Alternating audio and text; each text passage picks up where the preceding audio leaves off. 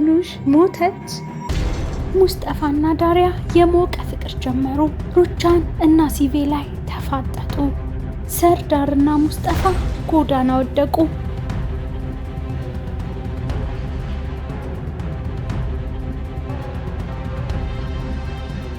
ሰላም ጤና ይስጥልኝ ተመልካቾቼ፣ ዛሬው ወፍ ጎጆ ድራማን ክፍል 103ን ይዤላችሁ መጥቻለሁ። ለፕሎት ቢትስ አዲስ የሆናችሁ ሰብስክራይብ የምትለዋን በመጫን ቤተሰብ ይሁኑን።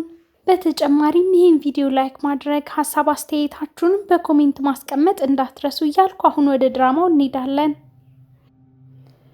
ኦዛር ሙሉ ለሙሉ በሩቻን መዳፍ ውስጥ ወድቋል። ከመዋረድ ብሎ ሀብቱን፣ ንብረቱን፣ ድርጅቱን ለሩቻን በፊርማው አስረክቧል። ሶመር ለሚኔ ለልጁ ሲል ቢሆንም ቅንጡ ቪላ ቤት ገዝቶ ቁልፉን ሰጥቷታል። ዶኑሽ የቤተሰቧን ተግሳጽ አልሰማ ብላ ለማታውቃት እህቷ ኩላሊቷን ልትለግስ ከፋቲ ጋር ወደ ሆስፒታል ሄዳለች። ቱርካን ሩቻንን ለማስቆም ቆርጣ የተነሳች ትመስላለች። ሩቻን ሁሉንም ሰው ታጠምጃለሽ፣ ከዚህ በላይ ግን በቃሽ። ምክንያቱም እኔ አንቺ መጫወቻ አይደለሁም። ከወይዘሮ ሲፌላይ ጋር የጀመርኩትንም ስራ ልታስቆሚኝ አትቺ። በእሳት እየተጫወትሽ ነው። እሳቱም ያለው በእጅሽ ነው። በዚህ እሳት ሰዎችን ልታነጂበት ብትሞክሪም እኔን ግን ከዚህ በኋላ ልትጎጂኝ አትቺ አለቻት። ሩቻንም ከዚህ በፊት አይተሽ ማታውቂው ስቃይ ውስጥ ነው የምከትሽ ስትላት፣ ቱርካን ጥርሷን ነክሳ አድርጊው እስቲ እንይሽ አለቻት። ቀጥላም ይቅርታና አሁን ከክፍሌ ብትወጪልኝ ብላ ጨመረችላት። ሩቻን ልትወጣ መንገድ ጀመረችና መለስ ብላ ሶመር ከአባቱ ሽማ ጋር እንደምትሰሪ ያወቀ ቀን ለምን ያህል ጊዜ እዚህ ስራ ውስጥ እንደምትቀጥይ እናያለን አለቻት። ቱርካንን በእኔና በባሌ ጉዳይ አንቺ አይመለከትሽም ስትላት፣ ሩቻን ይመለከተኛል እንጂ እስቲ አስቢው፣ እኔና ሚኔ ተባብረን ከጀርባሽ ቆንጆ ወጥመድ ብንዘረጋልሽ ምን ታስቢያለሽ አለቻት። ቱርካን ወደ ኋላ አላለችም።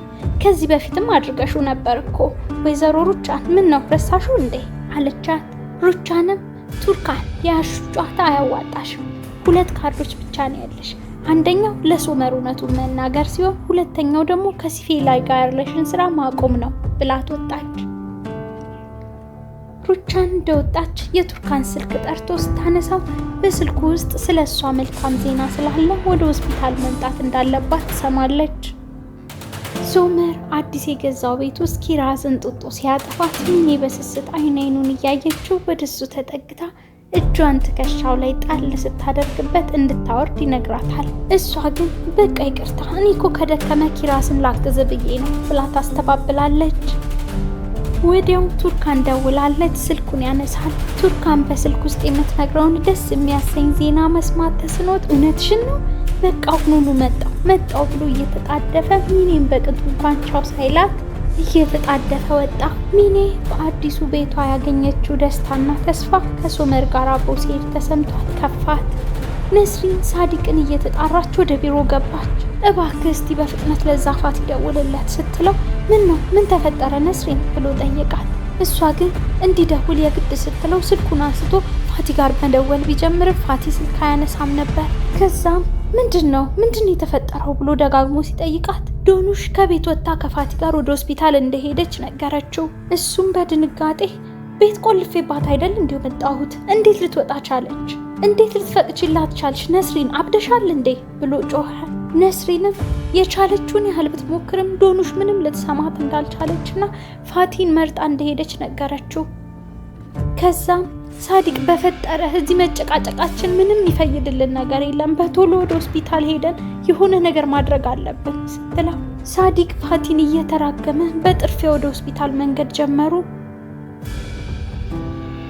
ሆስፒታል ውስጥ ዶክተሩ ለነዶኑሽ ውጤቶቹ ሙሉ በሙሉ ጥሩ ነገር እንደሚያሳዩና በቶሎ ወደ ቀዶ ጥገናው ማለፍ እንደሚችሉ እየነገራቸው ነው። ፋቲ እባክህ ብዙ ጊዜ የለንም መፍጠን አለብን እያለ ሳዲቅ ስልኩ ላይ ደጋግሞ ሲደውልበት ፋቲ ስልኩን ይዘጋው ነበር።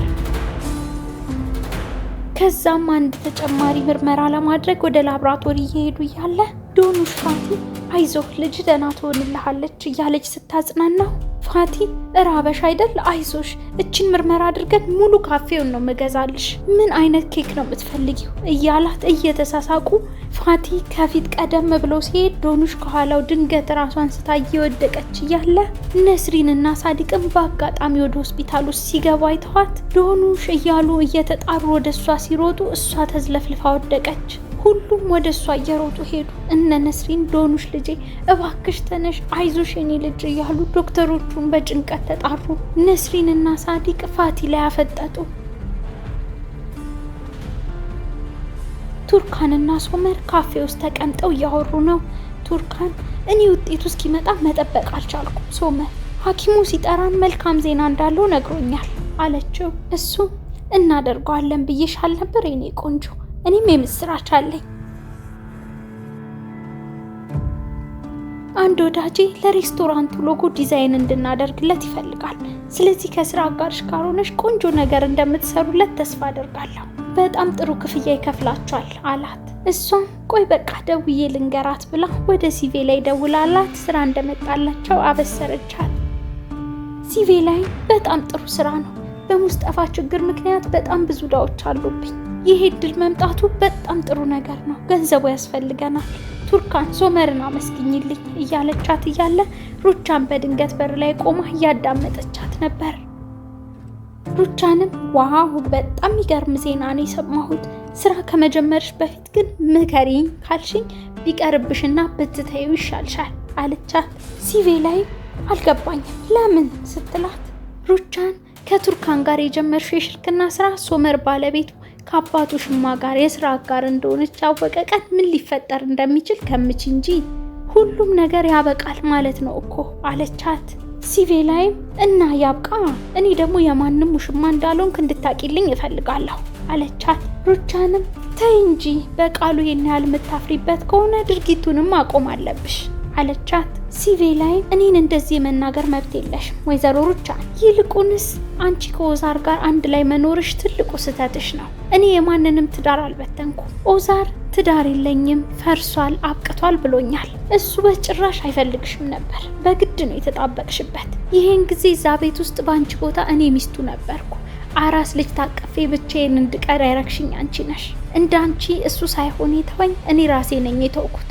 ምክንያቱም ክብር ያለኝ ሴት ስለሆንኩ ልጄን ይዤ ጠፋሁበት። አሁን ግን ልጄ እሱን ፍለጋ እኔ ደግሞ ልጄን ፍለጋ መጥቻለሁ አለቻት።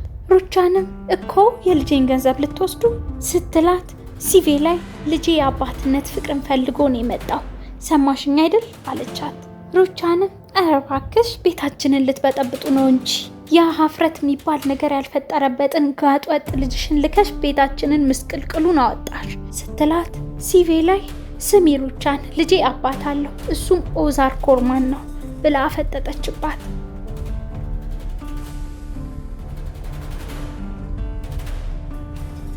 ሙስጠፋ ካፌ ውስጥ ቁጭ ብሎ ዳሪያን ሲጠብቃት መምጣቷን አይቶ በደስታ ተነስቶ አቀፋት።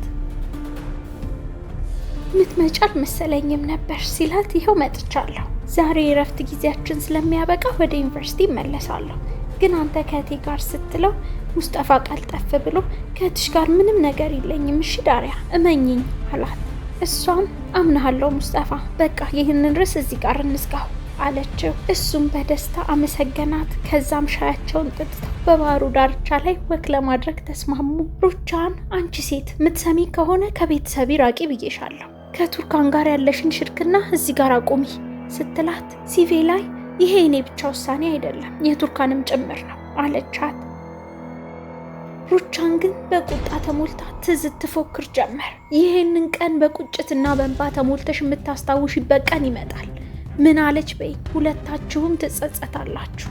እግሬ ላይ ወድቀሽ ሩቻን ኮርማንን የምትለምኝበት ቀን ይመጣል። ሩቅ አይደለም በቅርቡ እምልልሻለሁ በጣም በቅርቡ ብላ ዝታባት ወጣች። ዶኑሽ ሆስፒታል ውስጥ እንክብካቤ እየተደረገላት ነው። ነርሷም ደሟ ቀንሶ እንደሆነ ነገረቻት። ሳዲቅ ፋቲን እሷ ኩላሊት መለገስ እንደማትችል ደጋግሜ እየነገርኩ ትታመማለች እያልኩ ለምን እንደዚህ ያደረክ እያለ ሲቆጣው ፋቲን ወንድሜ እኔ እኮ አላስገደድኳት የገዛ ልጄ ናት ያለ ፍቃዷ ምንም ነገር አላደረኩም አለው። ነስሪንም ድምፅህን ዝቅ አድርግ፣ ልትሰማ ትችላለች፣ ፋቲ ቀዶ ጥገናውንም እርሳው እያለችው እያለ ነርሷ መታ የዶኑሽን መንቃትና ሁሉም ነገር ሰላም እንደሆነ የደም ማነስ ችግር እንደነበር ነገረቻቸው። እነሱም ተከታትለው ወደ ዶኑሽ ገቡ። ሳዲቅ ዶኑሽ ልጄ እንዴት ነሽ? ከቤት አትውጪ ብዬሻል ነበር ብሎ ተቆጣት። እሷም አሁን እኮ ደህና ነኝ አለችው። ለፋቲ አሁን ሰርጀሪውን ማድረግ ስለማትችል ሌላ ጊዜ እንዲያደርጉት ስትነግረው ፋቲ ቢያቅማማ እነ ሳዲቅ ዶኑሽን ይዘዋት ሲሄዱ ቆሞ ከማየት ውጪ ምንም አማራጭ አልነበረውም። ሶመርና ቱርካን ከሆስፒታል ደስታቸውን ዋጥ አድርገው ከወጡ በኋላ ልክ መኪናቸው ጋር ሲደርሱ በደስታ ያብዳሉ። ዶክተሩ ማህፀኗ በድጋሚ ጽንስ ለመቋጠር ዝግጁ እንደሆነ ነግሯቸዋል። ሶመርም በቃ ታዲያ ምንድነው የምንጠብቀው? አሁኑን ወደ ቤት ሄደን ስራችንን እንጀምር እንጂ ብሎ አሳፈራት። ምን ችግር አለው? ሚስቴክ ከሆነሽ ከአንቺ ልጅ እፈልጋለሁ እያላት ተጣድፈው መኪናቸው ውስጥ ገቡ።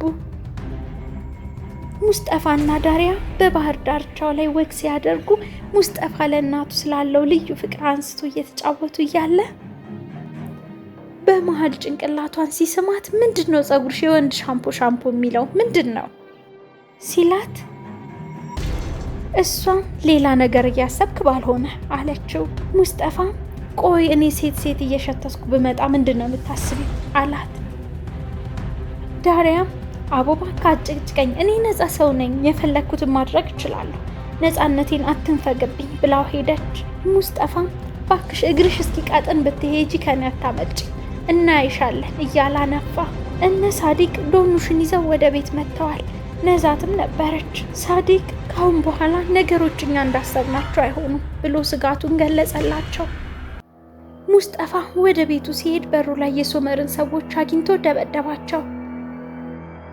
ለአንዱ ለሶመር ከእንግዲህ ውሾችን እኔ ዝር ባልኩበት እንዳትልክ ብለህ ንገረው፣ ጎዳና ያደኩ ሰው ነኝ፣ ሁላችሁንም ሰባብሬ ነው መጥላችሁ ብሎት ሁለቱንም አባረራቸው።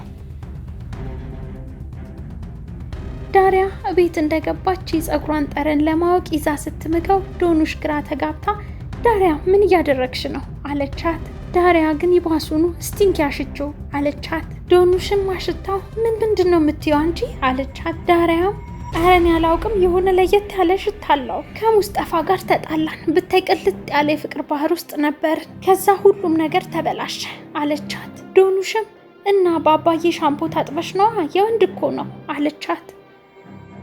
የሶመር ሰዎች ቆሳስለው ሶመር ጋር በመሄድ የተፈጠረውን ነገር ሲነግሩት እንዴት አንድ ሰው ለሁለት ያቅታቸዋል ብሎ ሶመር በልፍስፍስነታቸው በጣም ተቆጣ።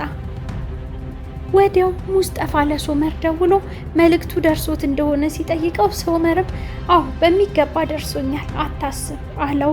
ሙስጠፋ ታዲያ ምን እያሰብክ ነው? ከውሾች ጋር ና ታዲያ እየጠበቅኩ ነው እኮ ሲለው ሶመር ንዴቱን መቋቋም ተስኖት ወደ መኪናው ሲገባ በአጋጣሚ ኦዙር ደርሶ ቆይ እንጂ ሶመር ወዴት ልትሄድ ነው ሶመር እያለ አብሮት የሶመር መኪና ውስጥ ገባ። ሶመርም ኦዙርን ከመኪናው እንዲወርድና ልጁን ሆስፒታል እንዲጠብቀው ሲነግረው ኦዙር እባክህ ልጄ ተው ወንድምህ ነው እኮ ብሎ ተማጸነው። ሶመር ግን ልክ ሳላስገባውም አልተውም ብሎ መኪናውን አስነስቶ ሄደ። ሩቻን ከቤቷ ወጥታ የሶመርን ሰዎች ስታይ ቆይ እናንተ አሁንና እናንተ ናችሁ እኛን የምትጠብቁን ወይስ እኛ ነን እናንተን የምንጠብቀው? የማትረቡ ጥፉ ከዚህ ብላ ተሳለቀችባቸው። ወደ ቤት እንደገባች ቱርካንን ሶመር ምንም እንዳይደርስበት ጸልይ እሺ፣ አለበለዛ ማንም ከኔ አይድንሽም ቱርካን፣ ጸጉርሽን ይዤ ነው ማሽከረክርሽ ብላ ዛተችባት። ኦዙር ሶመርን ለማረጋጋት እየሞከረ ነው።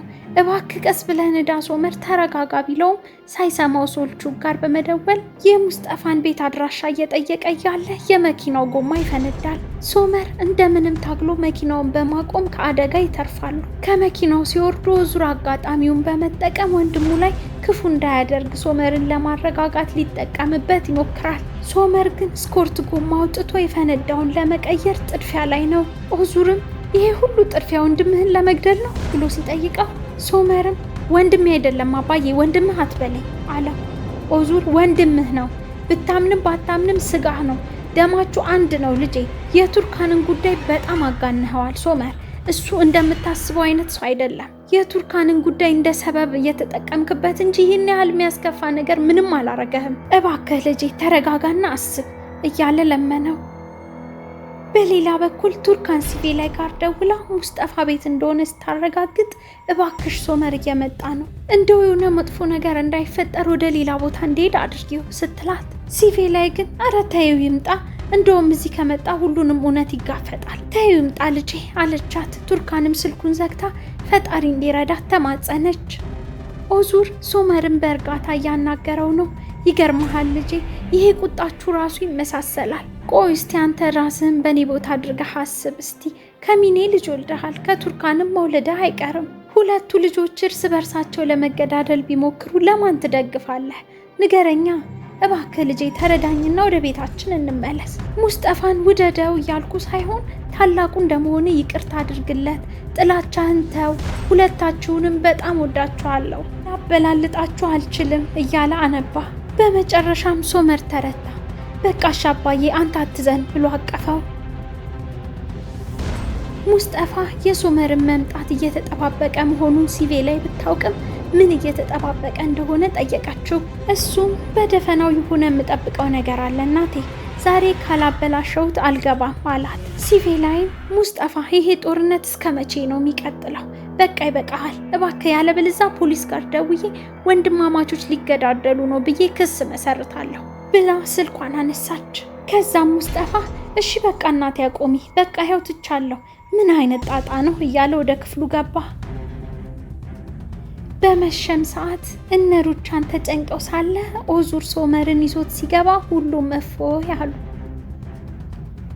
ሰርዳር ዶኑሽን ለማግኘት ፈልጎ ለዳሪያ ደውሎ ነግሯት ዶኑሽ ትወጣለች ብሎ በር ላይ ቢጠብቃትም መላው ቤተሰቡ እራት ላይ ከመሆኑ ባሻገር ዶኑሽ ፊት ስለነሳችው ሳይሳካለት ቀረ። ሙስጠፋ ለሰርዳር ስልክ ደውሎለት ባህር ዳርቻው አካባቢ ያለ መዝናኛ ይገናኛሉ። ከዛም አንድ ሁለት እያሉ ደማቅ ጨዋታ ይጀምራሉ። መጠጡ እየሰራ ሲመጣ ድምጻቸውን ከፍ አድርገው አንድ ላይ መስፈን ጀመሩ። ሁለቱም ጥሩ ጊዜ እያሳለፉ ነው። ቱርካንና ሶመርም የመኝታ ቤታቸውን መብራት አጥፍተው ፍቅር የተሞላ የሻማ ምሽት በማድረግ ቀን የሰሙትን መልካም ዜና እያከበሩ ነው። ሁለቱም ጎረምሶች በየፊናቸው እኩለ ሌሊት ላይ አቅላቸውን እስኪስቱ ሰክረው በየጎዳናው እየዘፈኑ ነው።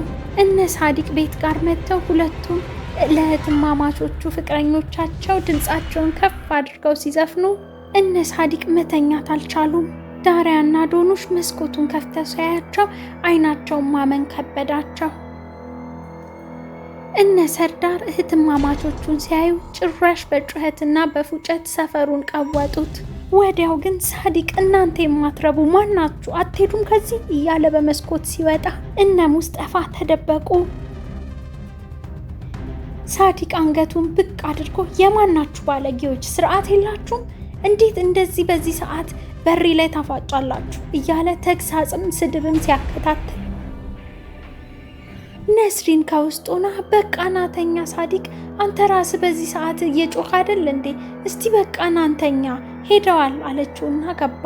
እነ ሰርዳርም የሳዲቅን መግባት አይተው ከተደበቁበት ወጡና እነ ዶኑሽን መጣራት ጀመሩ። ሙስጠፋ ዳሪያን መጥቼልሻለሁ እኮ የኔ ቆንጆ በርሽ ላይ ነኝ፣ ያ ፀጉርሽን የምትታጠቢበት ሻምፖ አለ እንዴ? እስኪ አምጪው ልየው እያለ ሙድ ያዘባት። ዳሪያም ሂድ ነው የምልህ ከዚህ ብላ አባረረችው።